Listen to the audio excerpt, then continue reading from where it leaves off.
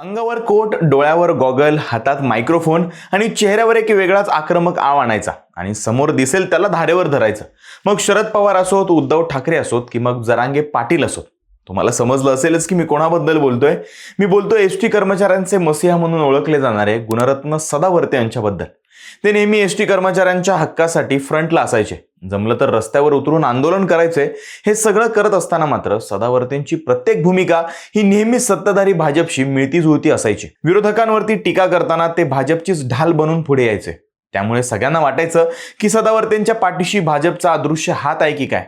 पण आता विषय असा झालाय की ज्या भाजपसाठी सदावर्ते विरोधकांशी भिडले, त्याच भाजपने आता सदावर्तेंना साईडलाईन करून अकोल्यामध्ये झालेल्या गुप्त बैठकीत एसटी कर्मचारी श्रमिक संघटना महाराष्ट्र राज्य या नव्या संघटनेची अधिकृत घोषणा केली. त्यामुळे प्रश्न असा आहे की सदावर्तेंना भाजपने अचानक दूर का सारलंय? त्यांची यामागे काही रणनीती आहे का? की सदावर्तेंचा वाढता उपद्रव, एसटी बँकेतले भ्रष्टाचाराचे आरोप यांचा या सगळ्या घडामोडींशी नेमका काय संबंध आहे? संपूर्ण गोष्ट जाणून घेणार आहोत आजच्या व्हिडिओमध्ये. नमस्कार, मी शुभम गोरे आणि तुम्ही पाहताय कट टू कट. गोष्ट आहे नोव्हेंबर 2021 मधली. उद्धव ठाकरेंचं महाविकास आघाडी सरकार हे सत्तेमध्ये होतं. एसटी कर्मचाऱ्यांनी राज्य सरकारमध्ये विलिनीकरण आणि 7वा वेतन आयोग या मुख्य मागण्यांसाठी ऐतिहासिक संप पुकारला. सुरुवातीला या आंदोलनाला विविध मान्यताप्राप्त संघटना नेतृत्व देत होत्या, पण संप ताणला गेला आणि कर्मचाऱ्यांचा पारंपरिक संघटनांवरचा विश्वास उडाला. नेमका याच मोक्याचा फायदा घेतला ॲडव्होकेट गुणरत्न सदावर्ते यांनी. सदावर्तेंनी अत्यंत आक्रमक कोर्ट कचेरीच्या भाषेतील आणि काहीशी नाट्यमय शैली वापरून एसटी कर्मचाऱ्यांचं नेतृत्व आपल्या हातात घेतलं. त्यांनी स्थापन केलेल्या एसटी कष्टकरी जनसंघ या संघटनेने बघता बघता हजारोंच्या संख्येने कामगारांना आकर्षित केलं. त्यांनी कर्मचाऱ्यांना कोर्टाच्या लढ्याची आशा दाखवली. महाविकास आघाडी सरकारवर, विशेषतः शरद पवार आणि अनिल परबांवरती घणाघाती आरोप केले. त्यांच्या आक्रमक शैलीमुळे 92,000 एसटी कर्मचाऱ्यांपैकी मोठा वर्ग हा सदावर्तेंच्या मागे खंबीरपणे उभा राहिला. यानंतर सदावर्तेंचा राजकीय आलेख वेगाने वर जात गेला. त्यानंतर घडलेली सर्वात मोठी घटना म्हणजे एसटी कर्मचाऱ्यांच्या सहकारी बँकेची निवडणूक. अनेक दशकांपासून या बँकेवरती राष्ट्रवादी काँग्रेस प्रणित संघटनेचं वर्चस्व होतं. पण सदावर्तेंनी आपल्या पॅनलच्या माध्यमातून या निवडणुकीमध्ये थेट उडी घेतली आणि प्रस्थापित नेत्यांना धुळीस मिळवत दणदणीत विजय मिळवला. सदावर्तेंच्या पत्नी जयश्री पाटील आणि सदावर्ते यांच्या हातामध्ये एसटी बँकेची सत्ता आली. या विजयामुळे सदावर्ते फक्त वकील राहिले नाहीत, तर कामगार चळवळीतलं एक मुख्य केंद्र बनले. सदावर्तेंची प्रत्येक भूमिका, त्यांची भाषा आणि त्यांनी विरोधकांवरती केलेले बोचरे हल्ले हे भाजपच्या राजकीय अजेंड्याशी तंतोतंत जुळणारे होते. सदावर्ते नेहमी भाजपच्या आमदारांच्या, त्यातही गोपीचंद पडळकर, सदाभाऊ खोत यांच्या जवळ दिसले. विरोधकांवरती टीका करताना ते भाजपचीच भाषा बोलायचे. त्यामुळे सदावर्ते म्हणजेच भाजपचा एसटीतील चेहरा असं एक गणित तयार झालं होतं. सदावर्तेंच्या आक्रमकतेचा भाजपला राजकीयदृष्ट्या सुद्धा मोठा फायदा झाला, कारण तत्कालीन सत्ताधाऱ्यांना अडचणीत आणण्यासाठी सदावर्ते एक उत्तम ढाल आणि तलवार ठरत होते. पण सत्तेसोबत जबाबदारी येते आणि याच ठिकाणी सदावर्तेंच्या संघर्षाचा नवा टप्पा सुरू झाला.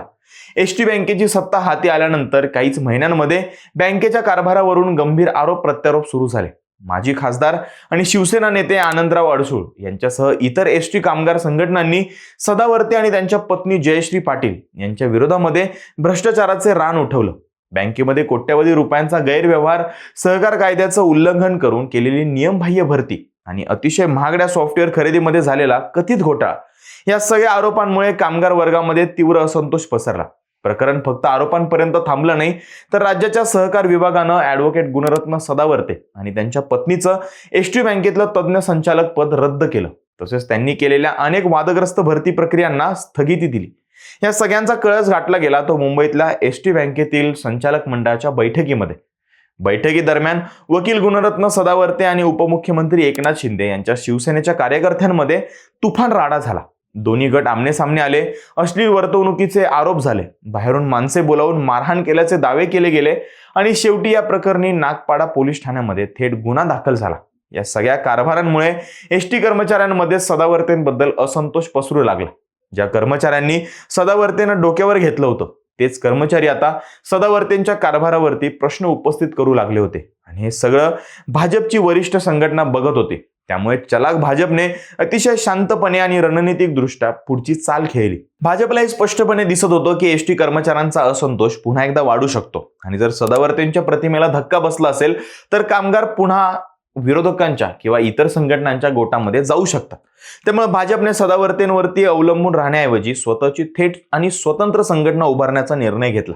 अकोल्यामध्ये भाजपच्या बड्या नेत्यांच्या उपस्थितीत एसटी कर्मचारी श्रमिक संघटना महाराष्ट्र राज्य या नव्या संघटनेची स्थापना झाली. ही संघटना राष्ट्रीय स्तरावरील श्रम भारतीय जनता कामगार महासंघाशी संलग्न आहे. म्हणजेच ही अधिकृतपणे भाजपची संघटना आहे. आणि सर्वात महत्त्वाचं म्हणजे या नव्या संघटनेच्या स्थापनेच्या वेळी गुणरत्न सदावर्तेंना कोणत्याही बैठकीचं आमंत्रण नव्हतं आणि नव्या रचनेमध्ये त्यांना कोणतंही स्थान देण्यात आलं नाही. भाजपने या नव्या संघटनेचं नेतृत्व अकोल्यातले अनुभवी नेते विजय मालोकार यांच्याकडे दिलंय. विजय मालोकार हे नाव एसटी कामगार चळवळीमध्ये काही नवीन नाहीये. ते अकोल्यातील शिवसेनेच्या संस्थापक नेत्यांपैकी एक राहिलेले आहेत आणि त्यांनी शिवसेनेच्या एसटी कामगार सेनेचं राज्य कार्याध्यक्ष म्हणून प्रदीर्घ काळ काम पाहिलं. या संघटनेच्या पहिल्याच बैठकीला भाजपचे विधानसभेतील मुख्य प्रतोद आमदार रणधीर सावरकर आणि आमदार वसंत खंडेलवाल यांच्यासह अनेक मंडळी उपस्थित होती.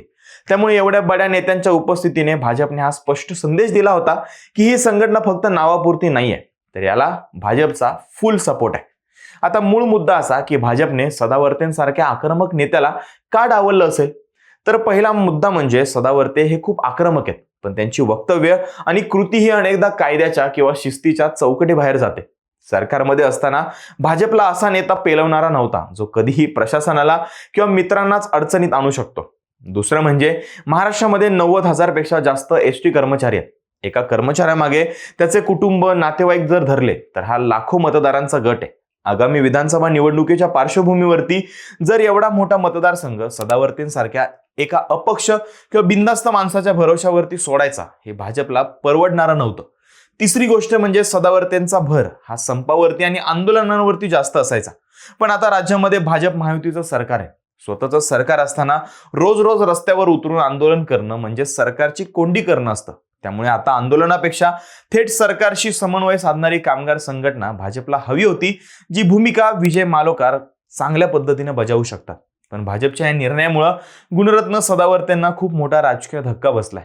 ज्या एसटी कर्मचाऱ्यांच्या ताकदीवरती सदावर्ते राजकारणामध्ये पाय रोवत होते, तिथेच आता त्यांना मोठा पर्याय निर्माण झालाय. आधीच एसटी बँकेतील घोटाळ्यांचे आरोप आणि सहकार विभागाची कारवाई यामुळे सदावर्ते हे अडचणीत होतेच आणि आता भाजपचा पाठिंबा किंवा सहानुभूती सुद्धा उरलेली नाहीये.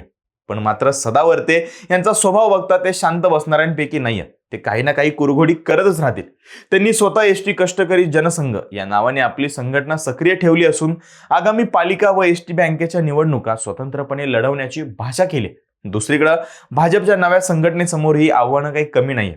कर्मचाऱ्यांच्या वेतनाचा प्रश्न, एसटीला प्रॉफिटेबल बनवणं आणि विलिनीकरणाची प्रलंबित मागणी या सगळ्या प्रश्नांवरती भाजप प्रणित नवीन संघटना ही स्वतःच्या सरकारवरती दबाव आणणार का की कर्मचाऱ्यांना शांत ठेवण्याचा प्रयत्न करणार, हे पाहणं खूप इंटरेस्टिंग ठरणार आहे. तुम्हाला काय वाटतं? भाजपने गुणरत्न सदावर्तेंना डच्चू का दिला असेल? कमेंट्समध्ये आम्हाला नक्की सांगा आणि अशाच राजकीय विश्लेषणांसाठी कट टू कट या यूट्यूब चॅनलला सबस्क्राईब करायला विसरू नका.